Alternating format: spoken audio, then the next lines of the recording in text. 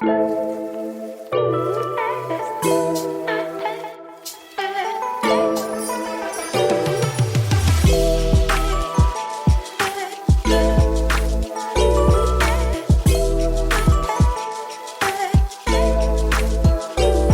up? It's your girl Niche, and welcome back to another episode of Laughing and Crying.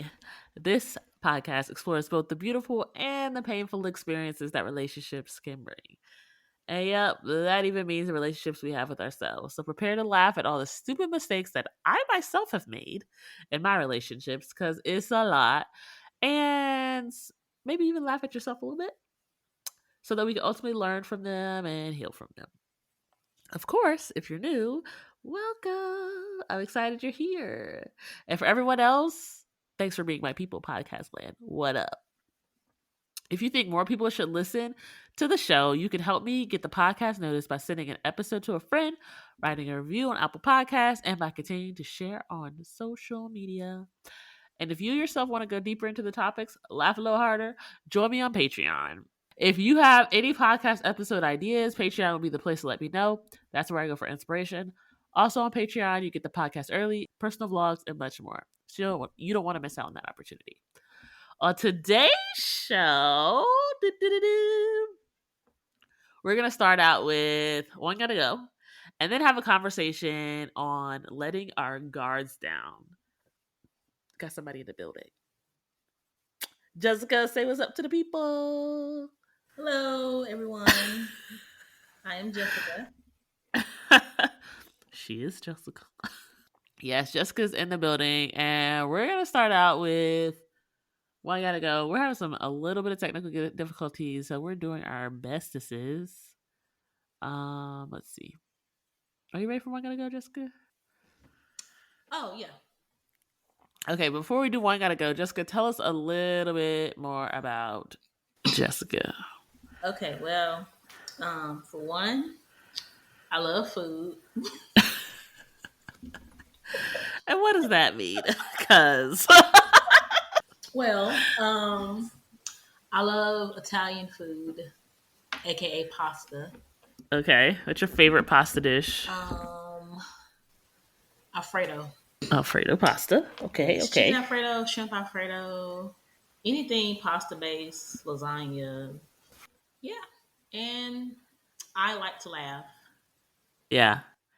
So if you don't know already, Jessica's already been on the podcast on one of the episodes called "The Myths of Singleness," and she has hilarious dating stories. So if you want to go over there and listen to that, you would not be disappointed. Because Jessica literally made everyone crack up. So there's that. All right, so we're going to start out today with One Gotta Go. And I'm kind of excited for it because this One Gotta Go is especially curated for Jessica because she's going to have a hard time with this one. Because it's like her favorite things. So the One Gotta Go that we have today is the Wayans brothers. The four things in the category is Keenan, Damon, Marlon, and Sean. And a refresher for people who don't know how to play One Gotta Go, it's in the name. So I give you a category. I give you four things in that category. You got to tell me which one has to go forever. The legacy, everything goes with it. Okay, so Jessica, let's start out smooth and slow. Which one's got to stay? And then we'll talk about which one's got to go. Okay, Keenan, right. David, Marlon, Sean. Damon has to stay. Why? Damon is the funniest out of all four. I feel like I paid more attention to Damon because Damon had a lot of parts in The Living Color. So, Homie the Clown. He had a part called Handyman. He was like a handicapped superhero. Oh no! Oh no! Yeah, he would fly in the air. Handicapped. He would.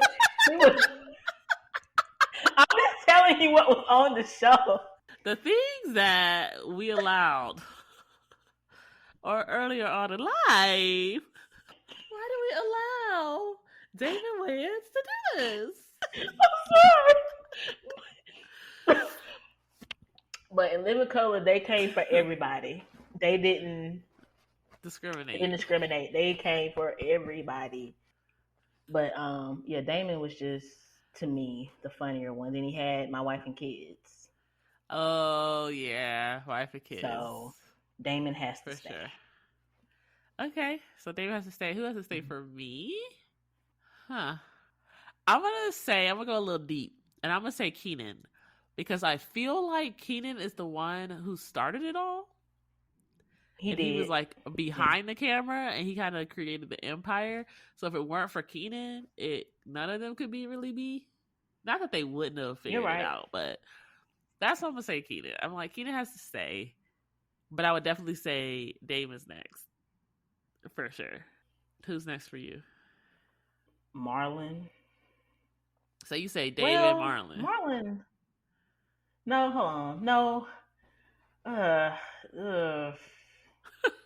It's kind of neck and neck with Marlon and Keenan, because I'm like you, because Keenan was like the founder, right? And he's produced everything. Yeah. So I'm only gonna say Keenan, because if it wasn't for Keenan, I don't think they would have been as successful. True. Okay, so Keenan, Damon. Okay, now we are in a predicament, because if there's Marlon and Sean left, and if we get rid of either one of them, which is what we have to do, White Chicks goes away,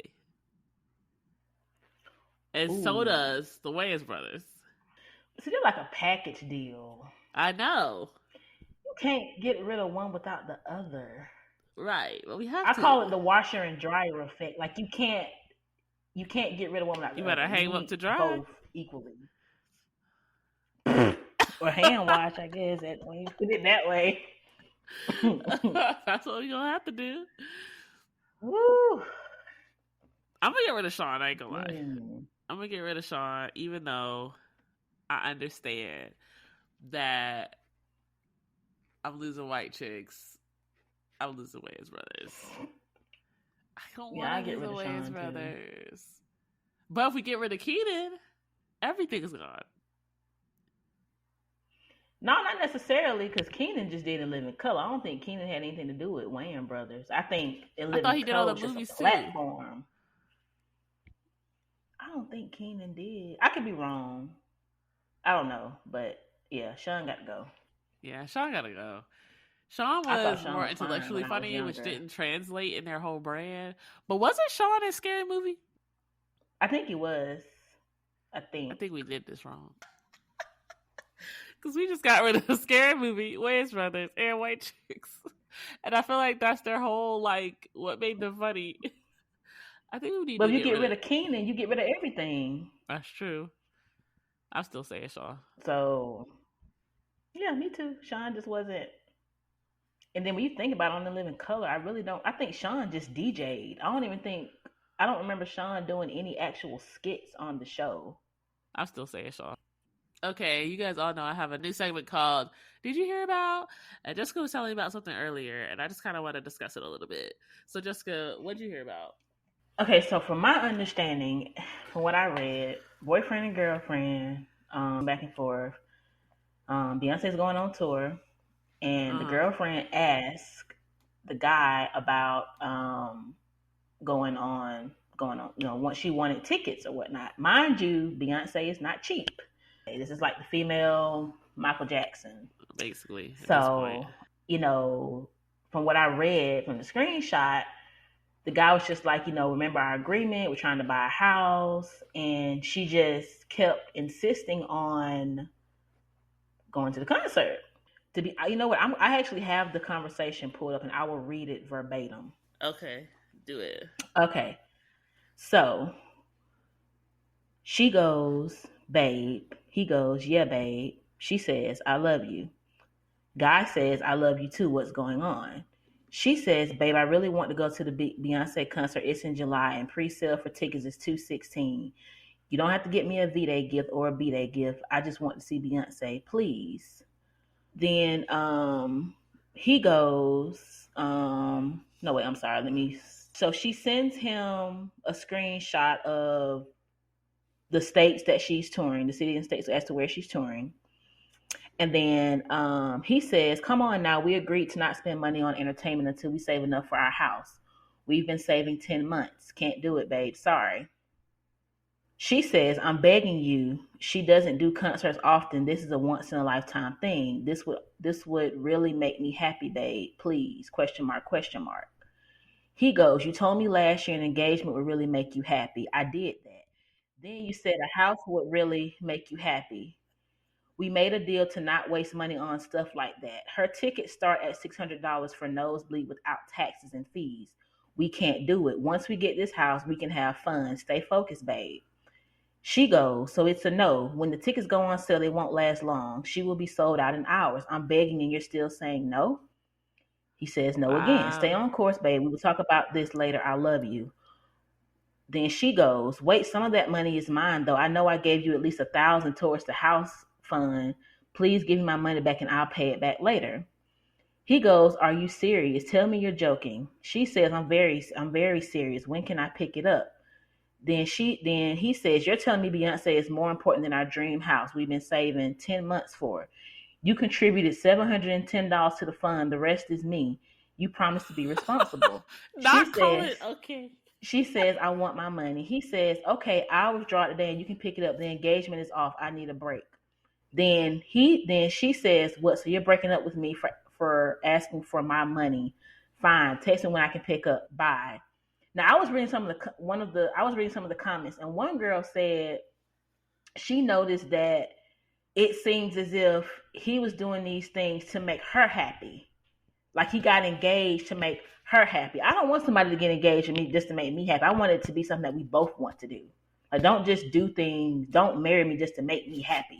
Marry me because you want to marry me. That's just my...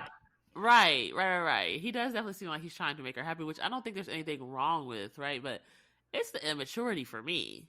It's the engagement will make me happy. The house will make me happy. Beyonce tickets will make me happy. Where it's like, honey, I don't think you realize what will make you happy. Because he's doing everything to try to make you happy. And then turn around and be like, well, it's my money. I'm like, wow. So it's not even really about the Beyonce tickets. It's about this person not understanding the boundaries in a relationship and somebody saying, hey, I'm trying to do something to move us forward and you trying to take us back. And on the other hand, now you're kind of gaslighting because you keep saying all these other things will make you happy, and when I do them, they're not really making you happy. So you think I'm just going to keep falling for that? You mean the woman is gaslighting or the guy is gaslighting? The woman. Like, she's like, oh, do this, it'll make me happy. And he's like, okay, I'm going to do this. And then he does it. And then she comes like around, like almost like making him feel like crazy. Like, no, wait. You said this will make you happy. You said that will make you happy. I ain't falling for it a third time. And that's probably why he dumped her. He said the engagement was off. I mean... If it were your partner, would you have dumped them? I would have wanted us to have a talk. I mean, old Jessica probably would have. But... but because I'm trying to grow, I would have tried to be patient. I would have us had a discussion. And I possibly would have said, okay, if you want to go see Beyonce, either the engagement has to go or the house. Like, we can't do all three. Like, this isn't cheap. Beyonce isn't cheap. If you're trying to have an actual wedding, because you can just go to the courthouse and get married and be done with it. You want a house. Like, something has to give. You can't have all three. And then at that point, if they're not willing to compromise, and I've already tried to communicate with you, I probably would have broke up. That's just me, because you can't have it all. Compromise. I feel like the guy is bending over backwards. Granted, he's saying, I'm doing these things to make you happy, but I also want you to do these things because you want to do it. Like, I don't want to feel like an obligation to anybody. Do it because you want to do it, not because just to. I don't get that. I don't get that point of view of like he's just doing everything to make her happy. I think there's a portion of you in a relationship that wants to make your partner happy. And I think he was trying to do that in a genuine fashion, but then it sounds like she started to take advantage of it. I see what you're saying, and that may be the case. I mean, we don't know every little detail, but just I would want to know. I mean, yeah, you want your partner to be happy, but there's also things that I want you to do because you want to do it. I don't want everything to just be about just make me happy, just make me happy. Because if it's making you miserable, that's not fair either. Right. So I think it's just about being balanced. Yeah. I also think it's like a respect thing a little bit, where he's like, I'm putting more into this house fund than you are. And you're saying, and I'm saying, hey, this is going towards our house. And you're saying, this is my money.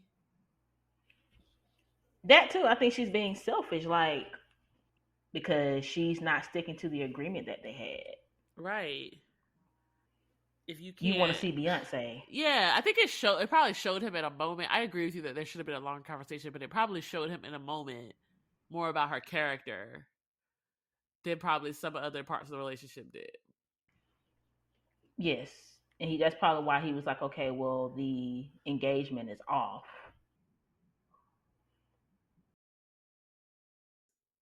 Yeah, I just don't realize people act like that. Hey guys out on podcast land, let me know what you feel about this conversation, and what would you do differently? What would you do the same in this scenario? Hit me up on Instagram at Unleash the Niche. That's Unleash THA Niche. Or of course on Patreon. Hit me up. Let me know what you think. I'm curious because I'm like, this is a lot. But maybe you guys are out there being like, nah, I would have wanted my money and paid it back and go to see Beyonce because it's once in a lifetime. I don't know. Anyway, we're on team Let's Buy a House. Let me know what team you're on. But we're going to get into the conversation that we have going on today. And the conversation is about how at times in relationships we have our guards up. I guess, what have you been realizing about yourself in your experience with your relationships about your guards? I would say just over the years from being 18 up until now, I would say sometimes I didn't know when to put up a wall and when to put up a fence. Because with a fence, you can open up a fence. Right. With the wall, like, that's it. Like, there's no, I can look at it from the side. I can look at her. I can open the wall. Like, that's a wrap. And I think for me, I didn't know which one to use. Got you. Where did your guards or your walls come from? Experiences, being too nice to people, thinking that, oh, these people will be my friend if I just let all my guards down. This guy will like me if I just do whatever he wants. And then it's like, when I realized that wasn't the case, I would start putting up a wall. Yeah. Okay, well, fine. Nobody won't get in. Yeah. And then it's like, okay, well, let me put up this fence. Then I put the fence up, trying to give somebody a chance. Now I've let them get too close. So now I'm back at a wall. So I would just go back and forth, back and forth, back and forth. When like almost trying to figure out how to engage in like healthy boundaries. Yes, without just putting up a wall. It's kind of like if you're outside cutting grass, a stranger comes in the yard, you're not going to let them in the house. They may be a neighbor. And they're just saying, hey, welcome to the neighborhood, yada, yada, yada, yada. Okay, hi, I'm Jessica, blah, blah, blah, blah, blah. Maybe after the third or fourth time, you may invite them inside the house. But initially, you are just going to let them in your yard, and then that's it. Right. But if you have this wall up in your yard, you won't even know what's outside of it if there's a wall. Right. When I got into my relationship with Andre, there were things that I noticed that I was like, man, he didn't really do nothing. But I'm kind of like taking this out on him. I know that you're in a new relationship, right? With someone, and I just wonder what was it that you realized, man, I got some guards up in like your new relationship that you were like, this person didn't do nothing to me though, but I'm like taking this out on them. Well, for one, I was completely against long distance relationships. I thought that was for desperate people. And I was just like, Mm, I've already been desperate, in my opinion, in my past relationships with people, just trying to yeah. get to know guys. I felt like I was very desperate. So for some random guy to want to um pursue me, they didn't stay here. Like I was just like, whatever, you're not gonna come down here. Like you think I'm about to fall for that? Blah blah blah blah blah blah. And then when he actually came, I was like, oh, but me being open to that alone was a big step for me because in the beginning when we were just talking there was no title. I would just get to know other people. I wasn't in a relationship, it was still new, I'm just getting to know you, and I didn't really take it serious. But for him to come down here, I was like, okay, well, this guy is actually serious, he actually wants Yeah. something. Because the average person that I know, just from where I'm from, they're not going to travel several hours to meet somebody. I'm just like, well, why can't you meet somebody in your own state? But for him to do that, that was like, okay, well, maybe I can be vulnerable with this guy. He'll come down here just to see me, take me out. It wasn't really any hidden agendas. That made me open up more to him because Yeah. originally I was just like, no, like this is not going to work. You wasting your time, you wasting my time. But he was just like, no, I'll make it work. And he has made it work. Mm.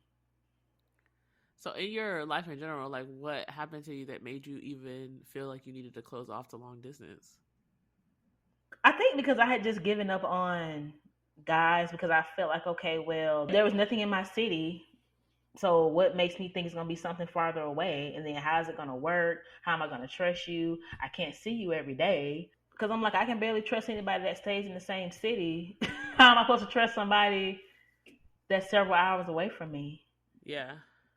My fear was, okay, let's just say I moved where you were or you moved where I'm at, and it's like, dang, I didn't know all this stuff. I feel as if you're kind of limited as to how much you can know about somebody when you're long distance.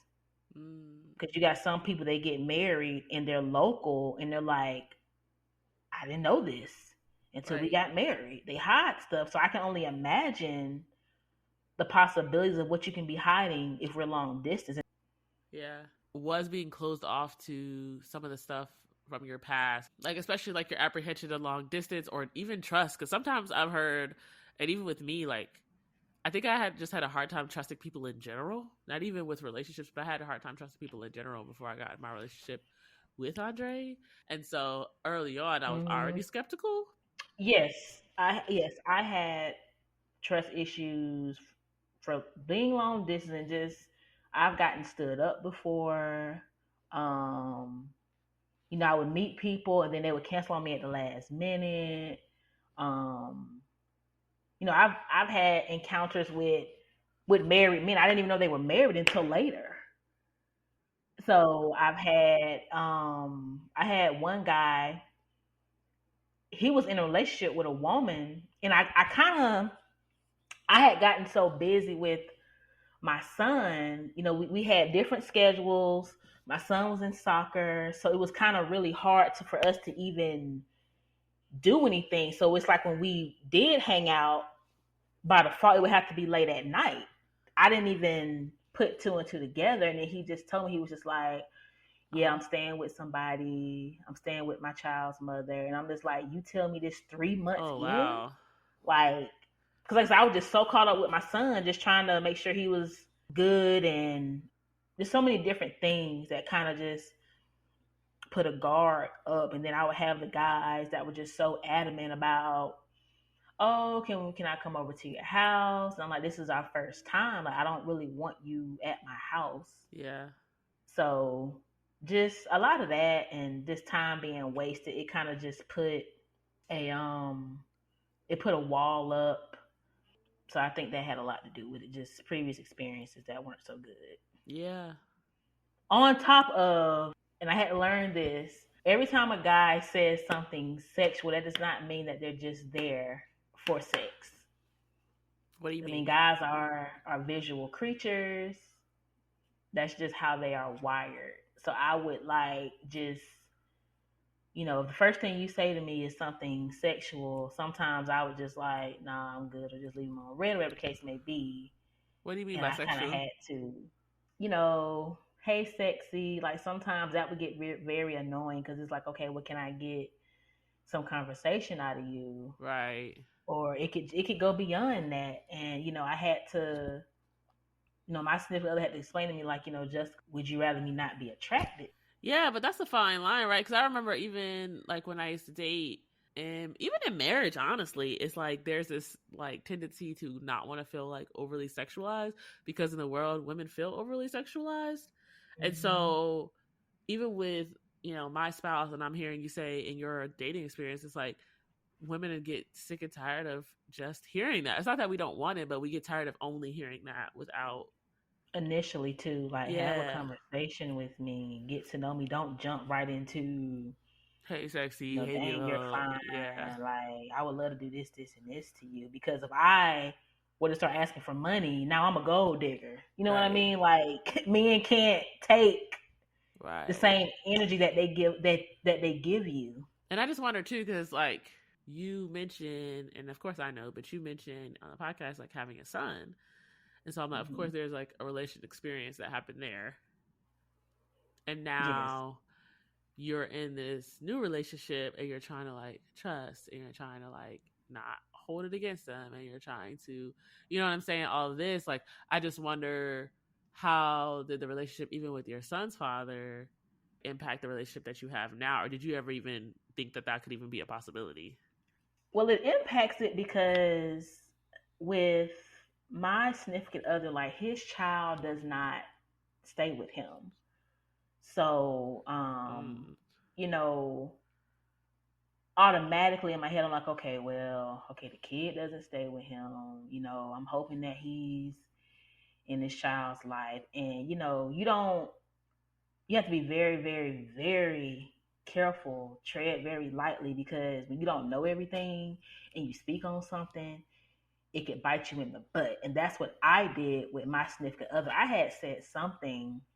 I was like, well, I would rather you go see your child than come see me. Mm-hmm.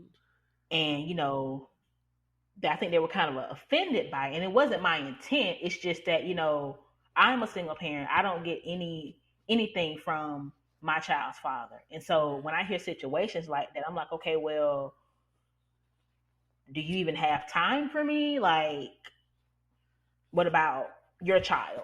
Like, you almost want to like encourage them to go see their child because you don't get that same thing from your child's father. Exactly. Mm-hmm. But I guess it didn't come out in, maybe he just didn't take it that way. His thing was, okay, I'm trying to get my life together. Now, granted, he talks to his child, provides for his child. It's just his child does not stay with him. I apologized to him because I knew that I had offended him. So, with what he was saying to me, I was like, yeah, that, you are right. And I was like, I'm sorry, I didn't mean it that way. It's just my child does not have his father. Got you. And so you were like, don't come see me, go see him. Yeah, I was like, hold off on seeing me, go see my child's father does nothing. So who am I to come in and say what he should be doing and what he shouldn't? Yeah. Yeah, because he's not a deadbeat by a long shot. I don't want his child to go through what my son is going through.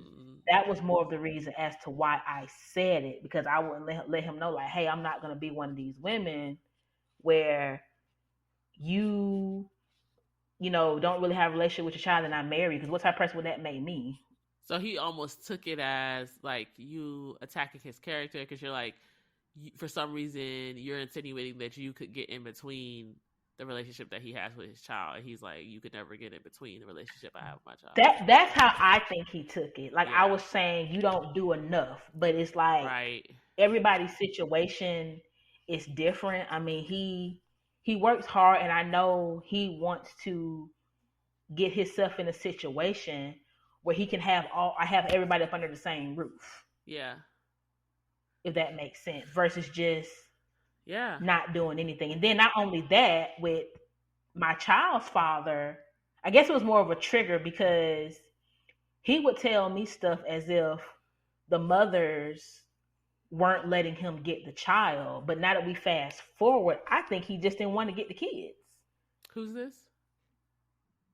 My son's dad. You know what I'm saying? Like he would say things as if, it was just the mom's fault, blah blah blah blah blah blah. And me being a lot younger, more naive, when I look back at it now, I think it was just him because you're not doing anything for our child. I said, and so you see another man that you're like wanting to be in a relationship with who has a child, but that's not around, and you're like, oh snap, flashback. Yes, that's why I was like that's why I was trying to address it, and just out of curiosity, because again, you don't know what the mom is doing. Like some moms will hold the child hostage. You don't know. Right. You don't know everything. And like I said, I do not want to be that woman that supports a man. He's taking care of my child, but he's not able to take care of his own. See his child on a regular basis. So when you were single, you had all these guards up, right? And you're like, got to keep these type of people away. Got to keep these type of people away. If somebody says this to me, I got to react this way. I got to do this. I got to do that. And it's almost like a reflex that you kind of rehearsed, right, in your singleness. And then you meet this guy that's actually like about something, who wants something with you. How do you, and for everyone out in podcast land, right, like who is listening to your story and who's saying like, yeah, like I have guards up for a reason though. It's not like I'm just trying to be stuck up or hard to get or anything like that. Like I have guards up for a reason. Like how did you go from, gosh, my child's father didn't do what he was supposed to, had all of these other relationships in between where I got stood up, they were married, they were doing all these kind of stuff, they were playing me, they were gaslighting me, to be in a relationship with somebody who actually like wants to be upstanding and who wants you, but now you have to figure out how to take these guards like down. Like what's been your experience even in that, of like just being like, man, I was doing these things over and over and over again thinking like it was all them, but now I get in this new relationship where I'm realizing, well, some of the ways I'm reacting is because of me. I would say it took time. It took it took prayer. It took trying to put myself in that person's shoes, because I think, yes, and because I know with him, he's just he doesn't like to let me down. And old me probably would have been like, oh, you couldn't come through for me for this? Oh well, I can't talk to you. Like being able to not be selfish.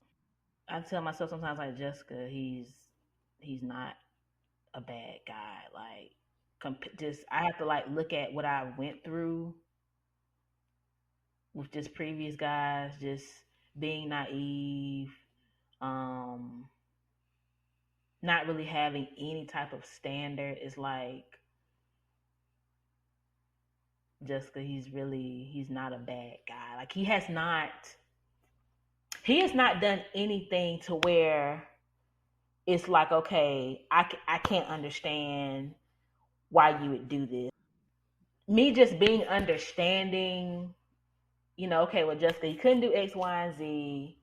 He had this going on. Like, give the man some grace. He's not doing this to hurt you. He's just trying to impress you. Yeah. That doesn't mean that he's just perfect, but just know the intent. Like, okay, Jessica, he didn't mean it this way. Yeah, I definitely feel like that hit home for me, because I think that in my singleness, like it was so much about like getting it for me, like doing whatever I got to do with me, supporting me, taking care of me, that when I got in a relationship, it was almost like, you ain't got to do nothing for me. Like, back up. Like, I got this. And it almost felt like an insult, because I'm like, I never put my weight on men prior to my husband because none of them did what they were supposed to do. And none of them felt like they deserved me because of the way that they acted. It was very like immature games, that kind of stuff that I was dealing with. But then I get into marriage, and the reason I asked the question because I'm like getting into marriage now, and now I'm dealing with having to kind of like die to that thought process of like me, and now I'm supposed to be thinking about we. Because earlier on in my marriage, you know, Dre would do things trying to impress me, to your point, trying to impress me, trying to do all these things, and I'm like shutting him down left and right, and not really giving him that benefit of the doubt, not giving him the space or the opportunity to be able to do those things because of the ways I was burned before. And so now I'm having to like learn this lesson of like, it's not about me. It's not even about me protecting me. It's about me protecting us. It's about me getting on team with him and I. Like, if his emotions aren't okay, our emotions aren't okay. And I think that was such a hard lesson to learn after being burned for so long, and you just being like, okay, like for you, I'm sure, where you're like, all right, it's just me and my son, let's go. Like, you know? Like, yes, I do. I do a lot of times. I tried to mention that to my significant other because I don't want him thinking, I don't want him to get offended. Like, Jessica is not just you. Like, sometimes we have conversations and he's just like, you know, this is our business because, you know, he's still self-employed. I'm like, no, babe, that's not my business. I'm not married to you. You don't owe me anything. But he speaks to me like I'm already his wife. Like, he was like, yeah, if I get this, you know, whenever I get a house, I'm gonna run it by you first. I'm thinking in my head, like you've never felt that I'm before. just a girlfriend. Yeah, like nobody's ever looked at me in that fashion. That's why I was like, you know, this isn't mine. This is yours. Like, you don't owe me anything. But he's always referring to me as if I'm already his wife, and that was like beyond new to me, to go from a stranger telling you all you would be good for is laying on your back to someone telling you, talking to you as if you're already their wife. That's a big extreme. Wow. I'm sorry someone ever So, said you that know, to you. I wasn't used to anyone looking at me like. How's that make you feel? That was just a big thing for me, to go from just strictly being a sex object for someone to tell you that, to someone looking at you beyond that. It's just like at the same time, I'm just like, well, what if, you know, what if this doesn't work out? Like, you know, what if this, what if that? There's always these what ifs about things. And I know I can't be negative. It's just sometimes it's still scary, especially when you have been single for a very long time, nothing like serious. You know, you meet people, you think you think you're gonna get somewhere with them, and then you find out no, it's really not. They're really not ready. So, what would you say to somebody out there with like your same story, but they haven't met their person yet, or that relationship that gave them like their hope back? Like, what would you say about them and them having their guards up and kind of building like, or putting another brick on that wall like day after day? I would say if you meet somebody, just take a brick down little by little. And if your gut is telling you this is not the person, let them go. If they haven't met anybody, I would strongly recommend continuing to work on yourself, because I truly believe men pay attention to you. When you start working on your health, working on your finances,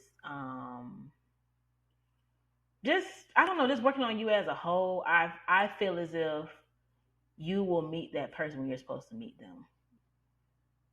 So I strongly encourage, if there's a weight loss goal that you want to meet, if you need to lose weight, those are things that I recommend, because honestly, I didn't meet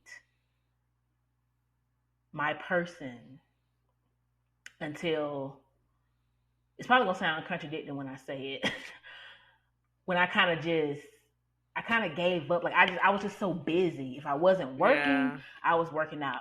If I wasn't working out, I was going to church. If I wasn't going to church, I was doing something for my son. Like I was so busy. Mm-hmm.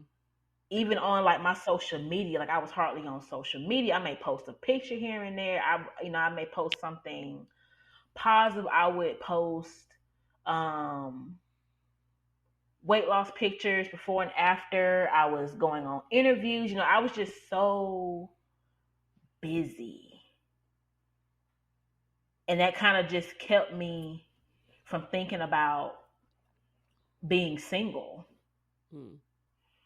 I would say renew your mindset and continue to work on yourself. Yeah. When we generalize people, that's one of the worst things that we can do. All men are dogs. All women are dogs. Nobody ain't about nothing. Yada, yada, yada, yada, yada. Yeah. So I strongly encourage renewing your mind. And that was something that I was told by friends and family, renew your mind daily. Yeah. Well, Jessica, that was amazing. And you were super vulnerable during that conversation, because there was just like a lot of stuff you shared that I'm sure that's going to be able to help somebody out there in podcast land in the world. And I just think that that's dope that you were able to do that. Not everybody can. So thank you. You're welcome. Man, relationships are tricky, but I hope you had something to take away from this conversation, and I hope you laughed a lot. And just got a little bit of nuggets of wisdom from Jessica's story, because it was pretty powerful. And make no mistake, I would love to hear what you loved most about this podcast episode. And if there's a topic that you like, that you're like, Nisha, you got to talk about this next, you got to get this person on, hit me up on Instagram, where I'm most active, at Unleash the Niche. That's Unleash THA Niche. And also, if you have interested in getting the podcast early and or vlogs with myself and my family, join the Patreon. Head to patreon.com/unleash the niche. That's Unleash THA Niche. To join the niche gang. That's what I call Patreon. Well, I think that's it. Maybe we could impact the world or something. I'll leave you with that. Bye. Bye.